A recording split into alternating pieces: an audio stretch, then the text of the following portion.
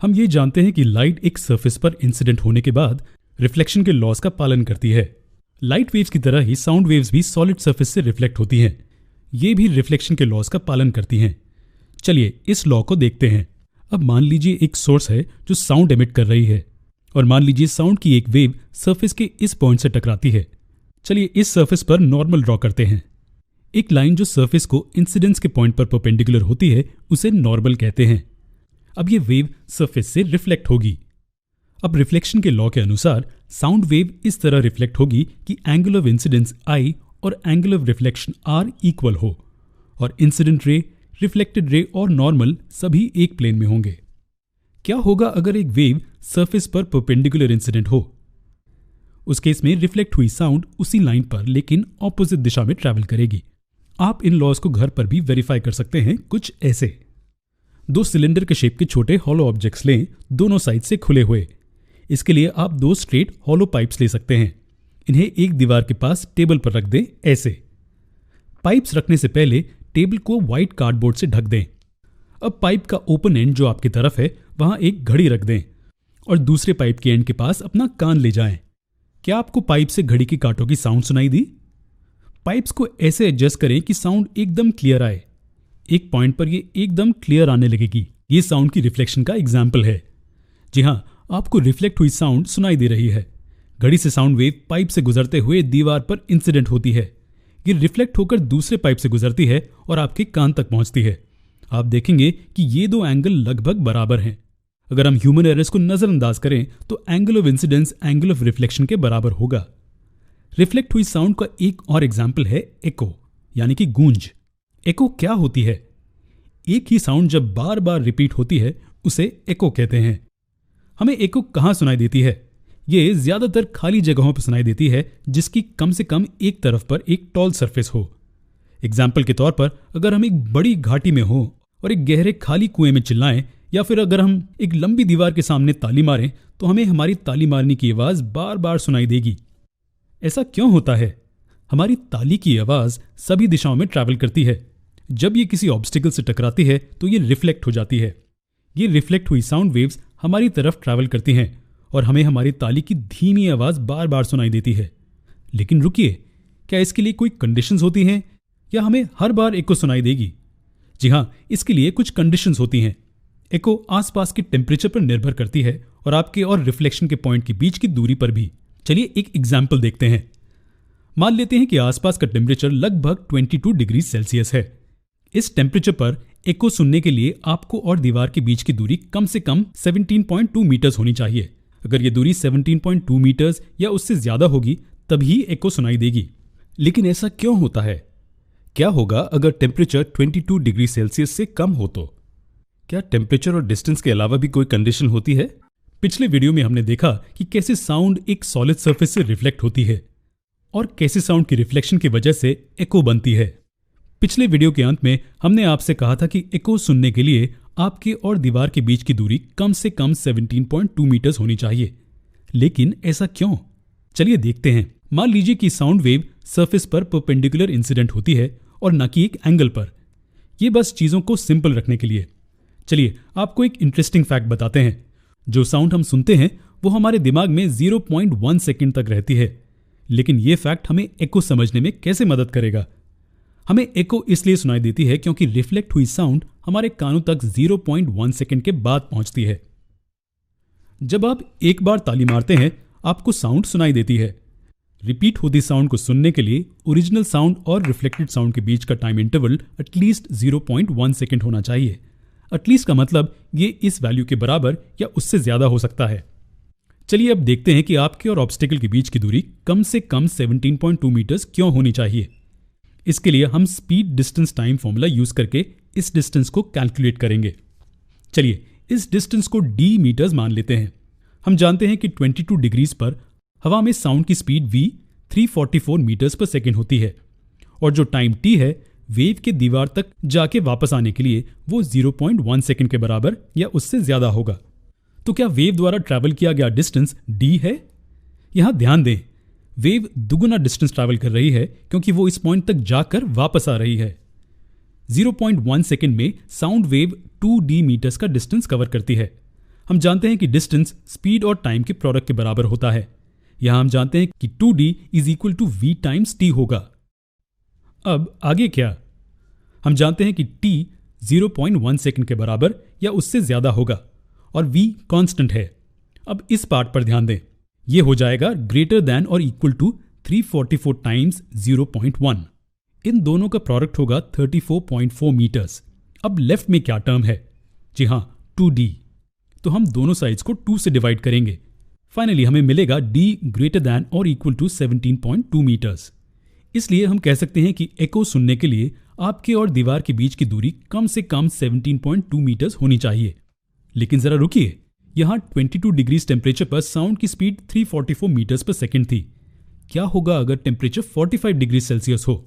हम जानते हैं कि जैसे टेम्परेचर बढ़ता है, हवा में साउंड की स्पीड भी बढ़ जाती है। इस टेम्परेचर पर साउंड की स्पीड 358 मीटर्स पर सेकंड होती है। अब अगर हम d की वैल्यू कैलकुलेट करें तो हमें यह मिलेगा, d इज ग्रेटर दैन और इक्वल टू 17.9। तो अगर टेम्परेचर 45 डिग्री सेल्सियस है तो हमें एको सुनने के लिए कम से कम 17.9 मीटर्स दूर खड़ा रहना पड़ेगा। चलिए हम आपको एक और सिचुएशन देते हैं। अगर आप बेडरूम में ताली मारें तो क्या आपको एको सुनाई देगी? पहली बात तो यह है कि हमारा बेडरूम काफी चीजों से भरा होता है। एको सुनाई देने के लिए एक खाली जगह की जरूरत होती है, इसलिए इन ऑब्जेक्ट्स और दीवारों पर इंसिडेंट ज्यादातर साउंड इनके द्वारा एब्जॉर्ब हो जाती है। दूसरी चीज ये कि ये सारी चीजें उतनी दूरी पर नहीं होती जितनी कि एक एको सुनने के लिए चाहिए होती हैं, इसलिए हम मल्टीपल साउंड्स नहीं सुन पाते। लेकिन क्या होगा अगर हम एक रूम में हैं जो खाली है और बस उसमें 4 दीवारें और एक छत है? क्या तब हमें एको सुनाई देगी? हमने इस क्वेश्चन के साथ पिछले वीडियो का अंत किया था। अगर आप एक रूम में खड़े हैं जिसमें कोई भी ऑब्जेक्ट नहीं है और सिर्फ 4 दीवारें हैं और एक रूफ है, तो क्या आपको एको सुनाई देगी? रूम में कोई भी ऑब्जेक्ट्स ना होने के कारण ज्यादातर साउंड जो हम करते हैं वो दीवारों तक पहुंचकर इनके सर्फेसेस से रिफ्लेक्ट हो जाती है।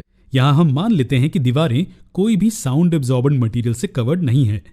हालांकि ये दीवारें कुछ साउंड तो एब्जॉर्ब करती हैं, लेकिन ज्यादातर साउंड रूम में वापस रिफ्लेक्ट हो जाती है। एको सुनाई देने के लिए कौन सी कंडीशंस की जरूरत होती है, उसके बारे में हम पढ़ चुके हैं। उनमें से एक ये है, अगर आसपास का टेम्परेचर लगभग 22 डिग्री सेल्सियस हो तो मिनिमम दूरी जो एको सुनने के लिए रिफ्लेक्शन के पॉइंट और हमारे बीच होनी चाहिए वो है कम से कम 17.2 मीटर्स। ये इसलिए क्योंकि साउंड की रेपिटेशन सुनने के लिए इंसिडेंट और रिफ्लेक्टेड साउंड जो हम तक पहुंचती है उसके बीच का टाइम इंटरवल कम से कम 0.1 सेकेंड्स होना चाहिए। हालांकि इस मिनिमम दूरी वाली कंडीशन इस केस के लिए एग्जैक्टली एक्यूरेट नहीं है। ये कंडीशन तभी वैलिड होती है जब हमारे आसपास में सिर्फ एक बड़ी दीवार या पहाड़ हो जो हमारी तरफ फेसिंग हो, जहां से साउंड रिफ्लेक्ट हो रही है, बाकी की जगह खुली है। हालांकि यहां हम 4 बड़ी दीवारों और रूफ से घिरे हुए हैं, तो क्या इसका मतलब यह है कि हमें इस रूम में एको नहीं सुनाई देगी? हमें कई केसेस में एको सुनाई देगी। यहां अगर हम दीवार से 17.2 मीटर से भी कम दूरी पर हो, फिर भी चांसेस हैं कि हमें इको सुनाई देगी। लेकिन ऐसा क्यों? ये साउंड वेव के मल्टीपल रिफ्लेक्शंस के कारण है। अगर हम एक बंद कमरे में साउंड करें तो ये दीवार से मल्टीपल टाइम्स रिफ्लेक्ट होगी और हम तक पहुंचेगी। अगर इंसिडेंट और इन मल्टीपल टाइम्स रिफ्लेक्टेड साउंड के बीच का टाइम इंटरवल कम से कम 0.1 सेकेंड्स हो तो हमें एको सुनाई देगी। लेकिन वास्तव में एक नहीं, लेकिन बहुत सारी साउंड वेव्स सोर्स से आ रही हैं। ये सभी इस दीवार पर अलग अलग एंगल्स पर स्ट्राइक करेंगी और रैंडम दिशाओं में रिफ्लेक्ट होंगी। कुछ मल्टीपल टाइम्स रिफ्लेक्ट होंगी, जबकि दूसरी शायद सिर्फ एक बार या 2 बार रिफ्लेक्ट होंगी। अब यहां हमेशा एक साउंड वेव होगी जो हम तक 0.1 सेकेंड से भी कम टाइम में हम तक पहुंचेगी। ऐसे केसेस में हमें एको नहीं सुनाई देगी, लेकिन कुछ ऐसी साउंड सुनाई देगी। आप इस साउंड को कैसे डिस्क्राइब कर सकते हैं? ये एको जैसी साउंड है, लेकिन एको नहीं है। यहां ओरिजिनल साउंड की कोई डिस्टिंक्ट रेपिटेशन नहीं है। ये साउंड जो हम सुन सकते हैं उसे रिवर्बरेशन कहते हैं। ये हमें एक लंबे साउंड की सेंसेशन देती है।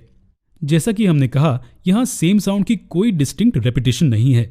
ऐसा इसलिए होता है क्योंकि 2 कंटिन्यूअस साउंड वेव्स जो हम तक पहुंचती हैं उनके बीच का टाइम डिफरेंस 0.1 सेकेंड से भी कम है।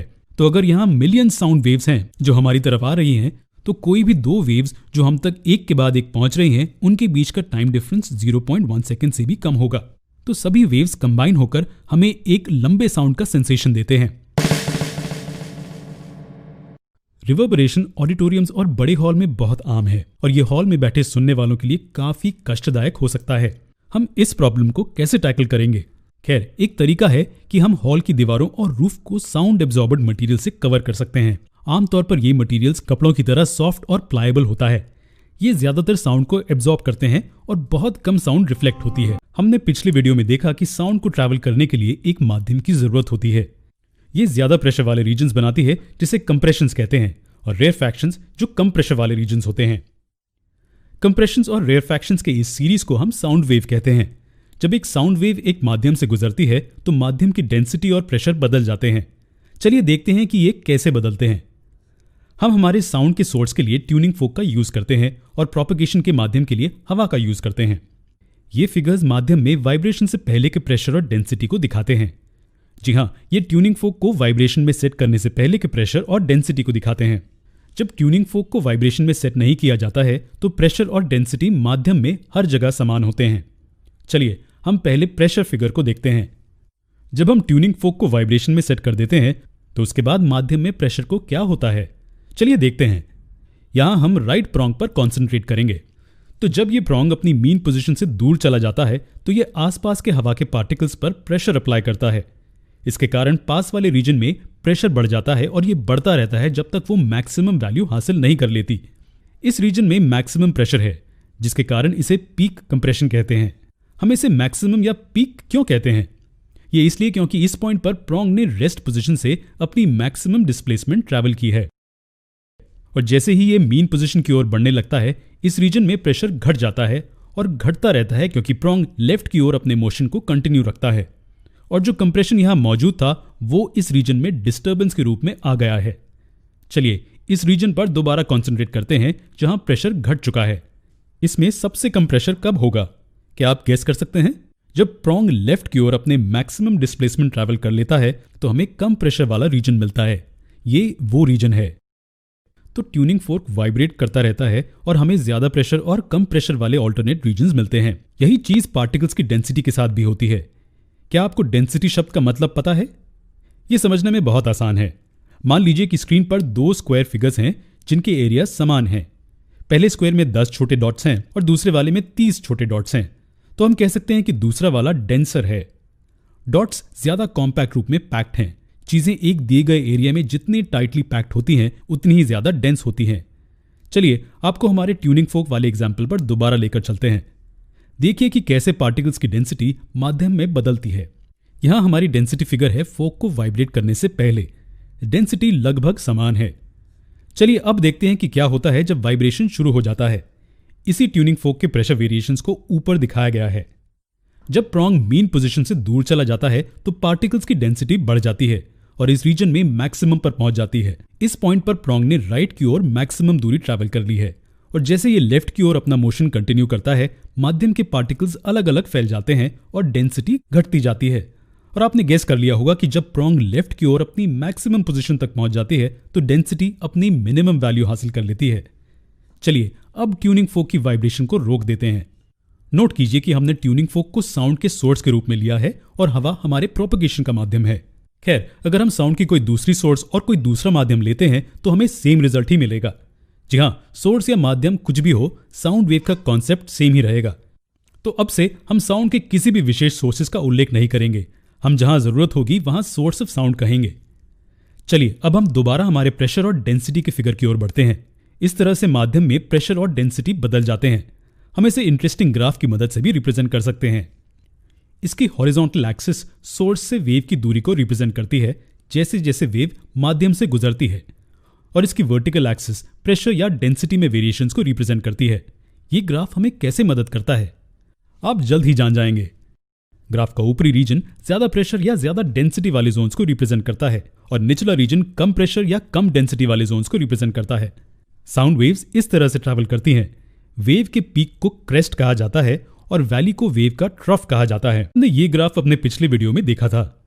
जैसे जैसे साउंड वेव एक माध्यम से गुजरती है ये उसमें प्रेशर और डेंसिटी वेरिएशंस को रिप्रेजेंट करता है।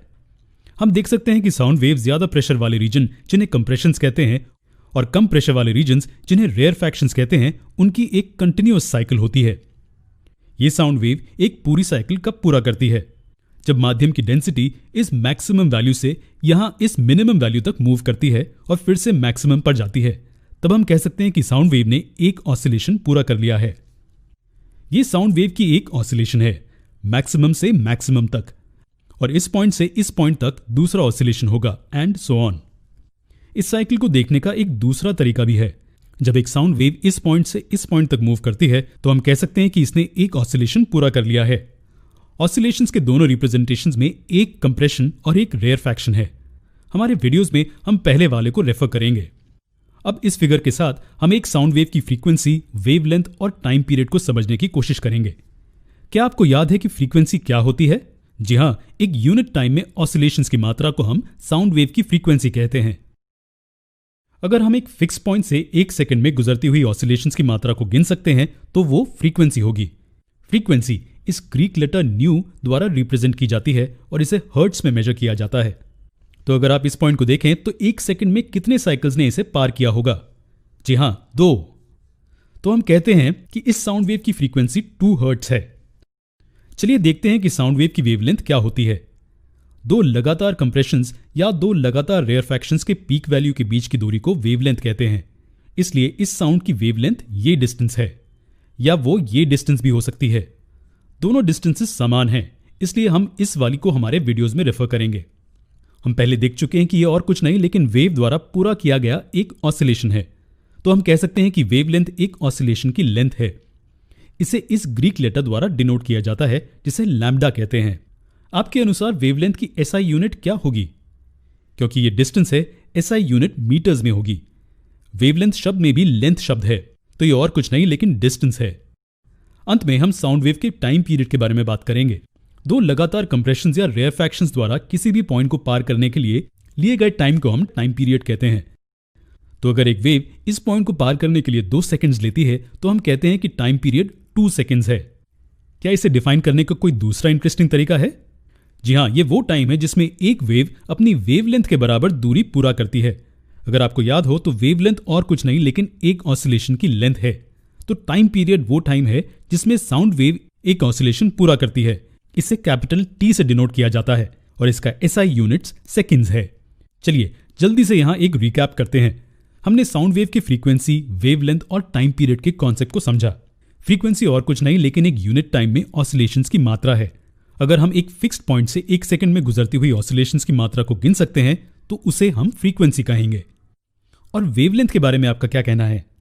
दो लगातार कंप्रेशंस या दो लगातार रेयरफैक्शंस के पीक वैल्यू के बीच की दूरी को हम वेवलेंथ कहते हैं। और साउंड वेव के टाइम पीरियड के बारे में आपका क्या कहना है? ये वो टाइम है जिसमें एक वेव अपनी वेवलेंथ के बराबर दूरी पूरा कर। हमने ये ग्राफ पहले भी देखा है। ये एक माध्यम में साउंड वेव के प्रोपगेशन को रिप्रेजेंट करता है। साउंड एक माध्यम से 2 रीजन्स के रूप में प्रोपगेट करती है। ज्यादा प्रेशर वाले रीजन्स जिन्हें कंप्रेशंस कहते हैं और कम प्रेशर वाले रीजन्स जिन्हें रेयरफैक्शंस कहते हैं। मान लीजिए कि साउंड वेव का टाइम पीरियड 0.5 सेकंड्स है। इसका क्या मतलब होता है? इसका मतलब है कि साउंड वेव को एक ऑसिलेशन को पूरा करने के लिए 0.5 सेकंड्स का टाइम लगेगा। एक सेकंड में कितने ऑसिलेशंस पूरे होंगे? यह आसान लॉजिक है। अगर ये एक ऑसिलेशन पूरा करने के लिए 0.5 सेकंड्स लेती है, यानी कि एक सेकंड का आधा, तो एक सेकंड में 2 ऑसिलेशंस पूरे होंगे। और ये और कुछ नहीं बल्कि साउंड वेव की फ्रीक्वेंसी है। याद रखिए कि फ्रीक्वेंसी एक यूनिट टाइम में ऑसिलेशंस की मात्रा है। यहां हम टाइम को सेकंड्स में मेजर कर रहे हैं, तो फ्रीक्वेंसी एक सेकंड में ऑसिलेशंस की मात्रा है। और यहां हमें एक सेकंड में 2 ऑसिलेशंस मिलते हैं जो कि 2 हर्ट्ज होता है। हर्ट्ज फ्रीक्वेंसी की एसआई यूनिट है। चलिए हम आपसे एक दूसरा क्वेश्चन पूछते हैं। अगर एक ऑसिलेशन के लिए 0.25 सेकंड्स का टाइम लगता है तो एक सेकंड में कितने ऑसिलेशंस पूरे होंगे? जी हां, फ्रीक्वेंसी अब 4 हर्ट्ज होगी। क्योंकि ये एक ऑसिलेशन 0.25 सेकंड्स में पूरा करती है तो ये एक सेकंड में 4 ऑसिलेशंस पूरा करेगी। लेकिन क्या आपने इन दोनों एग्जाम्पल्स में कुछ नोटिस किया? हमें ये वैल्यूज कैसे मिल रहे हैं? अगर आप देखें तो हम फ्रीक्वेंसी पाने के लिए टाइम पीरियड का रेसिप्रोकल ले रहे हैं। पहले एग्जाम्पल में 1/0.5 हमें 2 देगा और दूसरे एग्जाम्पल में 1/0.25 हमें 4 देगा। तो अगर एक ऑसिलेशन में लगने वाला टाइम t है तो फ्रीक्वेंसी 1/t होगा। ये साउंड वेव की फ्रीक्वेंसी और टाइम पीरियड के बीच का रिलेशन है। Frequency reciprocal of time period के बराबर होती है। फ्रीक्वेंसी को आमतौर पर ग्रीक सिंबल न्यू से डिनोट किया जाता है। हम इसे new is equal to 1/t लिख सकते हैं। हम आशा करते हैं कि अब आपको ये रिलेशन समझ गया होगा। आपने फॉर्मूला को मेमोराइज नहीं किया है बल्कि डिराइव किया है। चलिए इससे जुड़े एक नए कॉन्सेप्ट को देखते हैं। मान लीजिए कि एक गिटार और एक बांसुरी एक ही समय पर ऑर्केस्ट्रा में बजाए जा रहे हैं। दोनों से आने वाली साउंड्स हवा में समान स्पीड से ट्रैवल कर रही हैं। वो माध्यम जिससे साउंड ट्रैवल कर रही है और स्पीड दोनों ही समान होते हैं, तो हमें अलग अलग साउंड्स क्यों सुनाई देती हैं? फ्लूट से आने वाली साउंड गिटार से अलग क्यों होती है? ये साउंड की एक कैरेक्टरिस्टिक्स के कारण होता है। क्या आप जानते हैं हम किस कैरेक्टरिस्टिक के बारे में बात कर रहे हैं? इसे पिच कहते हैं। जैसे कि हमने पहले देखा था, पिच साउंड की परसेप्चुअल प्रॉपर्टी होती है। ये सोर्स की फ्रीक्वेंसी से निर्धारित की जाती है। जितना ज्यादा फ्रीक्वेंसी, पिच उतनी ही तेज होगी। ये जानने के लिए कि आपको पिच का मतलब समझा है या नहीं, यहां आपके लिए दो ग्राफ्स हैं। ये साउंड वेव्स के दो अलग ग्राफ्स हैं। इन दोनों में से किस साउंड की पिच तेज होगी? हम देख सकते हैं कि दूसरे साउंड वेव की फ्रीक्वेंसी बहुत ज्यादा है। यहां पहले वाले के मुकाबले में 1 सेकंड में ज्यादा ऑसिलेशंस हो रहे हैं, इसलिए दूसरे साउंड वेव की पिच पहले वाले से ज्यादा होगी। अब जब आपको पिच का कॉन्सेप्ट समझ आ गया है, तो चलिए अब साउंड वेव के एम्पलीट्यूड के बारे में बात करते हैं। हम पीक कंप्रेशंस और रेयरफैक्शंस के रीजन्स के बारे में जानते हैं। ये वो रीजन्स हैं। मीन पोजीशन से मैक्सिमम कंप्रेशन या रेयरफैक्शन की इस दूरी को साउंड वेव की एम्पलीट्यूड कहते हैं। ये डिस्टेंस एम्पलीट्यूड है। अगर आप ट्यूनिंग फुक को आराम से एक रबर पैड पर मारते हैं तो आपको कुछ साउंड सुनाई देगी, लेकिन अगर आप इस पर जोर से मारते हैं तो क्या आपको साउंड के लेवल में कोई फर्क सुनाई देगा? जी हां, साउंड जोर से आएगी। लेकिन क्यों? ये इसलिए क्योंकि सोर्स ज्यादा एम्पलीट्यूड से वाइब्रेट हो रही है। जी हां, सोर्स का एम्पलीट्यूड साउंड की लाउडनेस को डिफाइन करता है। जितना ज्यादा साउंड का एम्पलीट्यूड होगा, लाउडनेस उतनी ही ज्यादा होगी। क्योंकि सोर्स ज्यादा एम्पलीट्यूड से वाइब्रेट हो रही है, तो इसका मतलब है कि माध्यम के पार्टिकल्स भी ज्यादा एम्पलीट्यूड से वाइब्रेट होंगे। यहां ये दोनों फिगर्स दोनों केसेस में साउंड वेव का एम्पलीट्यूड दिखाते हैं। एक जिसमें हम ट्यूनिंग फुक को आराम से मारते हैं और दूसरा जिसमें हम उसे जोर से मारते हैं। हम देख सकते हैं कि दूसरे केस में वेव का एम्पलीट्यूड में हमने साउंड वेव की अलग अलग प्रॉपर्टीज के बारे में पढ़ा था। यहां हम साउंड वेव की एक और प्रॉपर्टी के बारे में बात करेंगे जिसे स्पीड कहते हैं। स्पीड वो फिजिकल क्वांटिटी है जो बताती है कि कोई ऑब्जेक्ट कितनी तेजी से ट्रैवल कर सकता है। हम सब किसी भी ऑब्जेक्ट की स्पीड के जनरल फॉर्मूला को जानते हैं। ये क्या होता है? स्पीड दिए गए टाइम में दूरी होती है। एक वेव पर किसी भी पॉइंट द्वारा एक यूनिट टाइम में ट्रैवल किए गए डिस्टेंस को साउंड वेव की स्पीड कहते हैं। इसका क्या मतलब होता है? इसका मतलब कि अगर हम एक वेव पर कोई भी पॉइंट लें, जैसे कि ये मैक्सिमम डेंसिटी का पॉइंट, तो इस पॉइंट द्वारा यूनिट टाइम में ट्रैवल किया गया डिस्टेंस साउंड वेव की स्पीड होगी। ऐसा यूनिट के टर्म्स में एक वेव पर किसी भी पॉइंट द्वारा 1 सेकंड में मीटर्स में ट्रैवल किए गए डिस्टेंस को स्पीड कहते हैं। यहां एक दूसरा तरीका है जिससे हम साउंड वेव की स्पीड को ढूंढ सकते हैं। हम साउंड वेव की स्पीड को वेव की एक साइकिल के टर्म्स में सोच सकते हैं। एक साउंड वेव एक साइकिल कब पूरा करती है? जब ये मैक्सिमम कंप्रेशन से मिनिमम रेयरफैक्शन पर मूव करती है और वापस मैक्सिमम कंप्रेशन पर आ जाती है, तो हम कह सकते हैं कि एक साइकिल पूरी हो गई है। तो फिर ये डिस्टेंस क्या है? हम पहले देख चुके हैं कि ये डिस्टेंस और कुछ नहीं लेकिन वेवलेंथ लैम्बडा है, और इस डिस्टेंस को पूरा करने के लिए लगने वाला टाइम पीरियड टी होता है। तो हम साउंड वेव की स्पीड को ऐसा कह सकते हैं, वेव द्वारा एक साइकिल की लेंथ के बराबर ट्रैवल किया गया डिस्टेंस ओवर उस डिस्टेंस का पूरा करने के लिए लगने वाला टाइम। इसलिए speed v wavelength lambda over time period t होती है। जी हां, ये वेवलेंथ ओवर टाइम पीरियड होती है। क्या आपको याद है कि 1/t क्या है? हमने हमारे पिछले वीडियो में देखा कि ये फ्रीक्वेंसी न्यू के बराबर होता है। अब हम 1/t को न्यू के साथ रिप्लेस करते हैं तो हमें v लैम्बडा न्यू के बराबर मिलता है। इसे वेव इक्वेशन कहते हैं। ये किसी भी तरह के वेव के लिए सच है और न केवल साउंड वेव के लिए, जो कि एक लॉन्जिट्यूडनल वेव है। ये वेव इक्वेशन हमें वेव की स्पीड, उसकी वेवलेंथ और उसकी फ्रीक्वेंसी के बीच का मैथमेटिकल रिलेशनशिप देती है। चलिए इस कॉन्सेप्ट पर आधारित एक आसान एग्जाम्पल देखते हैं। क्वेश्चन को ध्यान से पढ़ें। चलिए पहले देखते हैं कि हमें क्या दिया गया है। हमें साउंड वेव की फ्रीक्वेंसी दी गई है। हम कह सकते हैं कि न्यू 220 हर्ट्ज के बराबर है। साउंड की स्पीड 440 मीटर्स पर सेकंड के बराबर है। कोई भी प्रॉब्लम को सॉल्व करने से पहले हमें यह देखना चाहिए कि सभी यूनिट्स एक जैसे ही हैं। हम देखते हैं कि सभी यूनिट्स एसआई यूनिट्स हैं। हमें वेवलेंथ कैलकुलेट करने के लिए कहा गया है, यानी कि हमें लैम्बडा कैलकुलेट करने के लिए कहा गया है। हम इस फॉर्मूले को यूज करेंगे जो और कुछ नहीं लेकिन वेव इक्वेशन है जो हमने अभी देखा। v लैम्बडा टाइम्स न्यू के बराबर है। वैल्यूज को सब्स्टिट्यूट करने पर हमें ये मिलेगा।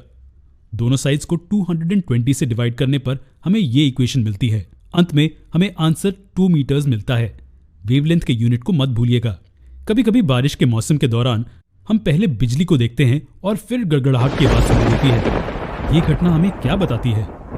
यह हमें बताती है कि लाइट की स्पीड साउंड की स्पीड से ज्यादा है। यहाँ कुछ फैक्टर्स हैं जिस पर साउंड की स्पीड निर्भर होती है। उनमें से एक है माध्यम का टेम्परेचर। जब माध्यम का टेम्परेचर बढ़ जाता है तो स्पीड भी बढ़ जाती है। 40 डिग्री सेल्सियस पर हवा में साउंड की स्पीड लगभग 355 मीटर्स पर सेकंड है और 20 डिग्रीज पर यह लगभग 344 मीटर्स पर सेकंड है। दूसरा फैक्टर जिस पर यह निर्भर करती है वो खुद माध्यम ही है। आपको क्या लगता है कि किस केस में साउंड की स्पीड तेज होगी, सॉलिड में या गैस में? एक पर्टिकुलर टेम्परेचर में साउंड की स्पीड गैसेस के मुकाबले सॉलिड्स में ज्यादा होती है। जी हाँ, अगर माध्यम सॉलिड हो तो साउंड तेजी से ट्रैवल करेगा। क्या आपने सुपरसोनिक स्पीड ये टर्म के बारे में सुना है? क्या आपको पता है कि इसका क्या मतलब है? जब किसी भी ऑब्जेक्ट की स्पीड साउंड की स्पीड से ज्यादा बढ़ जाती है तो हम कह सकते हैं कि ऑब्जेक्ट सुपरसोनिक स्पीड पर ट्रैवल कर रहा है। क्या आपने सुपरसोनिक मिसाइल्स जैसे कि ब्रह्मोस या सुपरसोनिक एयरक्राफ्ट जैसे कि दासो और राफेल के बारे में सुना है?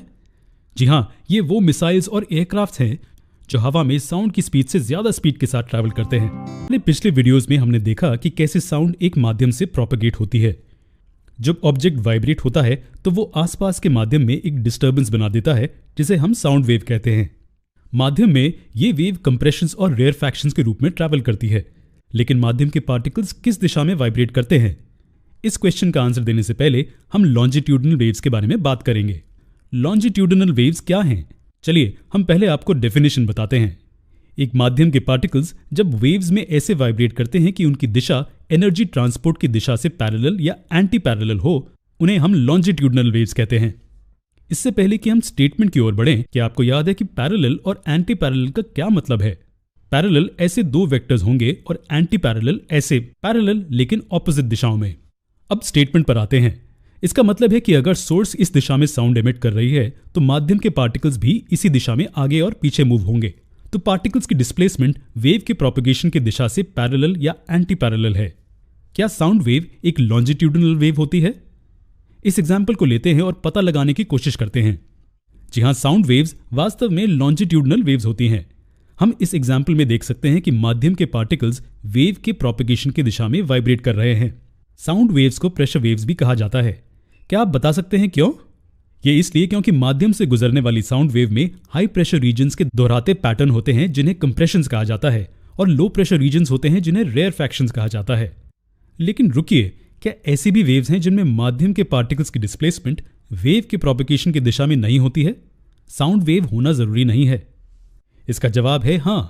चलिए एक और एग्जाम्पल देखते हैं जहां पार्टिकल्स की प्रोपेगेशन वेव की प्रोपेगेशन की दिशा से परपेंडिकुलर है।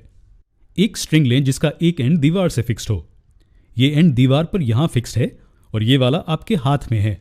जब हम इस स्ट्रिंग को इस एंड से ऊपर की ओर झटका देते हैं, हम एक वेव को देखते हैं। आप यहां क्या नोटिस करते हैं?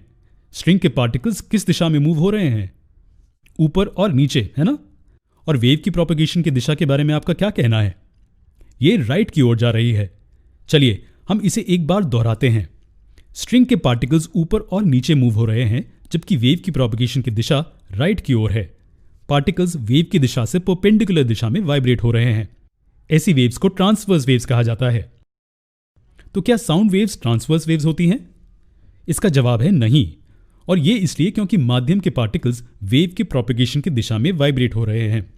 चलिए एक क्विक रिकैप करते हैं। हमने देखा कि लॉन्जिट्यूडनल वेव्स ऐसी वेव्स हैं जिसमें माध्यम के पार्टिकल्स मोशन की दिशा के पैरेलल दिशा में वाइब्रेट होते हैं। साउंड वेव्स लॉन्जिट्यूडनल वेव्स होती हैं। साउंड माध्यम से ज्यादा प्रेशर और कम प्रेशर रीजन्स के रूप में प्रोपेगेट होती है, इसलिए साउंड वेव्स को प्रेशर वेव्स भी कहा जाता है। और अंत में हमने देखा कि ट्रांसवर्स वेव्स का क्या मतलब होता है। ये ऐसी वेव्स हैं जिसमें माध्यम उसकी प्रोपेगेशन की दिशा के राइट एंगल्स में कुछ साउंड सुनने में बहुत सुखद होते हैं। एग्जाम्पल के तौर पर म्यूजिकल इंस्ट्रूमेंट्स जैसे कि फ्लूट, हारमोनियम, वायलिन इत्यादि की साउंड। हमारे जीवन में ऐसी कौन सी साउंड्स हैं जिन्हें हम पसंद नहीं करते हैं? सड़क पर चलने वाले वाहनों की आवाज, पटाखों की आवाज, जुलूसों के दौरान लाउड स्पीकर से आने वाली आवाज इत्यादि कुछ ऐसी साउंड्स हैं जिन्हें हम पसंद नहीं करते हैं। कभी कभी अगर म्यूजिकल इंस्ट्रूमेंट्स जोर से बजाए जाएं तो सिर में दर्द कर देते हैं। ऐसी अप्रिय और अवांछित साउंड्स को नॉइज कहा जाता है। हम सब जानते हैं कि एयर पोल्यूशन क्या है ना? हवा में अनचाही गैसेस और पार्टिकल्स एयर पोल्यूशन के लिए जिम्मेदार होती हैं। उसी तरह जरूरत से ज्यादा और अनचाही साउंड्स का होना नॉइज पोल्यूशन के लिए जिम्मेदार होता है। जी हाँ, कुछ साउंड्स नॉइज पोल्यूशन का कारण होते हैं और एयर पोल्यूशन की तरह ही इसके भी मानव शरीर पर हानिकारक प्रभाव होते हैं। चलिए मनुष्य पर नॉइज पोल्यूशन के कुछ हानिकारक प्रभाव देखते हैं। पहले होगा नींद की कमी। खास करके रात के समय में आसपास से आने वाली तेज साउंड हमें अच्छे से सोने नहीं देती हैं, और अगर हमें अच्छा आराम नहीं मिलता है तो हम अपना कंसंट्रेशन खो देते हैं और हर समय चिड़चिड़े या परेशान रहते हैं, जिससे कुछ भी अच्छा नहीं होता है। अगला होगा हाई ब्लड प्रेशर या हाइपरटेंशन। तेज साउंड्स हमारे दिल की धड़कन को बढ़ा देती हैं, जो बदले में हमारे शरीर में ब्लड प्रेशर को बढ़ा देती हैं। दूसरा सीरियस इशू है हियरिंग इम्पेयरमेंट। ये नॉइज पोल्यूशन के सबसे आम प्रभावों में से एक है। तेज साउंड्स के लगातार संपर्क में रहने से हम हमारी सुनने की क्षमता को खो सकते हैं। मानव शरीर पर साउंड के कुछ और भी प्रभाव हैं, जैसे कि चिंता, तनाव और मानसिक थकन। क्या हम नॉइज पोल्यूशन को कम कर सकते हैं? जी हाँ, बिल्कुल कर सकते हैं। यहाँ कुछ मेजर्स हैं जिनसे हम नॉइज पोल्यूशन को कंट्रोल कर सकते हैं। हमें सड़कों पर या आसपास के इलाकों में वाहनों के हॉर्न्स के इस्तेमाल को कम करना चाहिए। हमें केवल तभी हॉर्न बजाना चाहिए जब ये बहुत जरूरी हो। हमें सड़कों और बिल्डिंग्स के आसपास पेड़ लगाने चाहिए। लेकिन पेड़ क्यों? पेड़ साउंड पोल्यूशन कम करने में कैसे मदद करते हैं? ये नॉइज को एब्जॉर्ब करते हैं। हम नॉइज पोल्यूशन को कम करने के लिए और क्या कर सकते हैं? इंडस्ट्रीज रेजिडेंशियल इलाकों से दूर सेट की जानी चाहिए और वाइस वर्सा। पार्टीज, त्योहार जिनमें ज्यादा साउंड होता है वो भी रेजिडेंशियल इलाकों से दूर मनाए। हम ये जानते हैं कि साउंड वाइब्रेशन द्वारा प्रोड्यूस होती है। इसका मतलब है कि कोई भी ऑब्जेक्ट जैसे कि ये गिटार जब वाइब्रेशन में सेट किया जाएगा तो साउंड प्रोड्यूस करेगा। तो क्या इसका मतलब है कि अगर हम इस पेंडुलम को हमारे हाथ से थोड़ा सा धक्का देकर ऑसिलेशन में सेट कर दें तो इसे भी साउंड प्रोड्यूस करना चाहिए, है ना? लेकिन हमें इससे कोई साउंड नहीं सुनाई देती है। हमें कोई भी साउंड क्यों सुनाई नहीं देती है? यह इसलिए क्योंकि हम मनुष्य को साउंड तभी सुनाई देती है जब सोर्स एक निश्चित फ्रीक्वेंसी रेंज में वाइब्रेट होता है। अगर वाइब्रेशन की फ्रीक्वेंसी इस रेंज से कम या ज्यादा हो तो हम वो साउंड नहीं सुन सकते हैं। हम मनुष्य लगभग 20 हर्ट्ज से 20,000 हर्ट्ज तक की रेंज सुन सकते हैं, तो हमारे कान 20 हर्ट्ज से कम और 20,000 हर्ट्ज से ज्यादा की फ्रीक्वेंसीज नहीं सुन सकते हैं। हालांकि ये रेंज उम्र के साथ बदल जाती है। एग्जाम्पल के तौर पर बच्चे 25,000 हर्ट्ज तक की साउंड फ्रीक्वेंसीज को सुन सकते हैं। जैसे जैसे मनुष्य बड़ा होता है, कान ज्यादा फ्रीक्वेंसी साउंड के प्रति कम सेंसिटिव हो जाते हैं। हमारे पिछले क्वेश्चन पर दोबारा आते हैं। क्या आप हमें बता सकते हैं कि हम एक वाइब्रेटिंग पेंडुलम की साउंड क्यों नहीं सुन पाते हैं? जैसे कि हम ऑब्जर्व कर सकते हैं कि ये 20 हर्ट्ज से कम फ्रीक्वेंसी से वाइब्रेट कर रहा है, इसलिए हम कोई साउंड नहीं सुन पाते हैं। क्या आपको पता है कि दो तरह के साउंड्स होते हैं, एक जिसकी फ्रीक्वेंसी 20 हर्ट्ज से कम होती है और दूसरी जिसकी फ्रीक्वेंसी 20,000 हर्ट्ज से ज्यादा होती है। इन्हें खास नाम दिए गए हैं। साउंड्स जिनकी फ्रीक्वेंसीज 20 हर्ट्ज से कम होती हैं उन्हें इंफ्रासोनिक साउंड्स या इंफ्रासाउंड कहा जाता है, जबकि साउंड्स जिनकी फ्रीक्वेंसीज 20,000 हर्ट्ज से ज्यादा होती हैं उन्हें अल्ट्रासोनिक साउंड्स या अल्ट्रासाउंड कहा जाता है। क्या आप जानते हैं कि कुछ जानवर जैसे कि गेंडा, व्हेल्स और हाथी इंफ्रासाउंड रेंज में साउंड प्रोड्यूस करते हैं? वास्तव में गैंडे 5 हर्ट्ज से कम की फ्रीक्वेंसी के इंफ्रासाउंड को यूज करके कम्युनिकेट कर सकते हैं। अल्ट्रासाउंड के बारे में आपका क्या कहना है? डॉल्फिन्स और बैट्स जैसे जानवर अल्ट्रासाउंड प्रोड्यूस करते हैं, लेकिन हम ये सब क्यों पढ़ रहे हैं? अल्ट्रासाउंड के हमारे असल जीवन में बहुत सी यूजफुल एप्लीकेशंस हैं। ये पानी के नीचे ऑब्जेक्ट्स को पता लगाने के लिए या समुद्र की गहराई को मापने के लिए यूज की जाती है। चलिए इसे डिटेल में डिस्कस करते हैं। हम सोनार नाम के एक डिवाइस की बात करेंगे। इसका मतलब साउंड नेविगेशन एंड रेंजिंग होता है और इसे जहाज या नाव में लगाया जाता है। इसमें क्या क्या होता है? इसमें एक ट्रांसमीटर और एक डिटेक्टर होता है। ये ट्रांसमीटर अल्ट्रासोनिक वेव्स को प्रोड्यूस करता है जो पानी से ट्रांसमिट होती हैं और सी बेड पर ऑब्जेक्ट से टकराती हैं, और फिर ये अल्ट्रासोनिक वेव्स सी बेड से रिफ्लेक्ट होती हैं और इस डिटेक्टर द्वारा प्राप्त होती हैं। फिर ये डिटेक्टर क्या करता है? ये डिटेक्टर फिर इन अल्ट्रासोनिक वेव्स को इलेक्ट्रिक सिग्नल्स में बदल देता है। ये सिग्नल्स फिर हमें सी बेड पर मौजूद ऑब्जेक्ट या समुद्र की गहराई के बारे में बताते हैं। हम इस गहराई को कैलकुलेट कर सकते हैं अगर हमें साउंड वेव की वेलोसिटी पता हो तो। चलिए इस डिस्टेंस को d मान लेते हैं, तो वेव द्वारा ट्रांसमीटर से और वापस डिटेक्टर तक कवर किया गया डिस्टेंस 2d होगा। चलिए साउंड वेव की वेलोसिटी को v और अल्ट्रासाउंड सिग्नल के ट्रांसमिशन और रिसेप्शन के बीच के टाइम इंटरवल को t मान लेते हैं। हम जानते हैं कि स्पीड डिस्टेंस ओवर टाइम होती है, तो velocity v distance 2d over t के बराबर होगी। 2d तब v टाइम्स t होगा। दोनों साइड्स को 2 से डिवाइड करने के बाद हमें ये मिलेगा। तो इस फॉर्मूले को यूज करके हम समुद्र की गहराई को माप सकते हैं। चलिए इस कॉन्सेप्ट पर आधारित एक आसान प्रॉब्लम को सॉल्व करते हैं।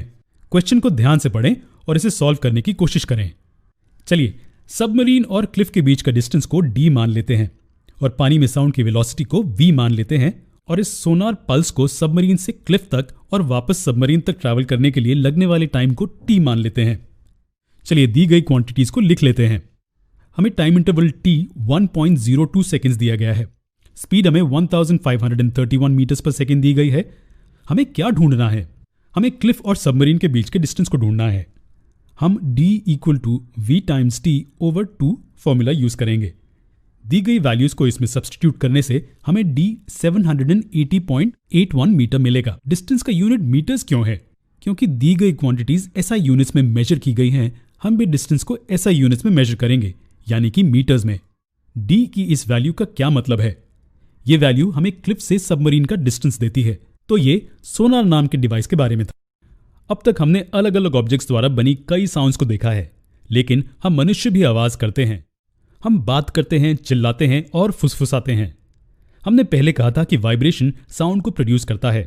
क्या आपने कभी सोचा है कि जब हम बात करते हैं तो हमारे शरीर का कौन सा हिस्सा वाइब्रेट होता है? मनुष्य में साउंड लैरिंक्स से प्रोड्यूस होती है, जिसे साउंड बॉक्स भी कहते हैं। लैरिंक्स हमारे शरीर में कहाँ होता है? जब हम हमारी उंगली को अपने गले से नीचे स्लाइड करते हैं तो जो पहला बम्प हमें महसूस होता है उसे लैरिंक्स कहते हैं। लेकिन ये कैसे काम करता है? लैरिंक्स में 2 वोकल कॉर्ड्स होते हैं। इन दोनों कॉर्ड्स के बीच में हवा के अंदर और बाहर जाने के लिए छोटा सा स्लिट होता है। जब हम बात करते हैं तो लंग्स इस स्लिट से हवा को पंप करते हैं, जिससे ये कॉर्ड्स वाइब्रेट होते हैं। इस वाइब्रेशन के कारण साउंड प्रोड्यूस होती है। जी हाँ, कॉर्ड्स की वाइब्रेशन से साउंड प्रोड्यूस होती है। क्या आपने कभी सोचा है कि बड़ों और बच्चों की आवाज़ों में फ़र्क क्यों होता है? ये इसलिए क्योंकि वोकल कॉर्ड्स की लंबाई आदमियों में, औरतों में और बच्चों में अलग होती है।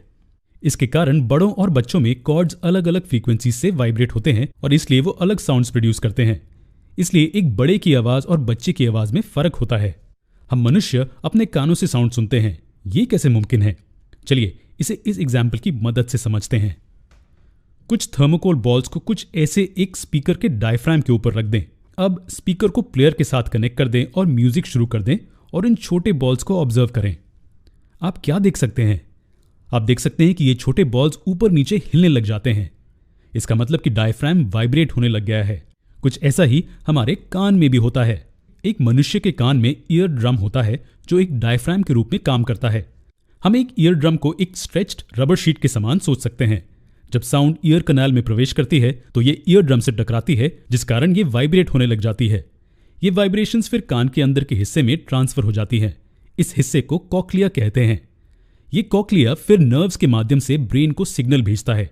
इस तरह से मनुष्य के कान काम करते हैं, जिससे हमें साउंड सुनाई देती है।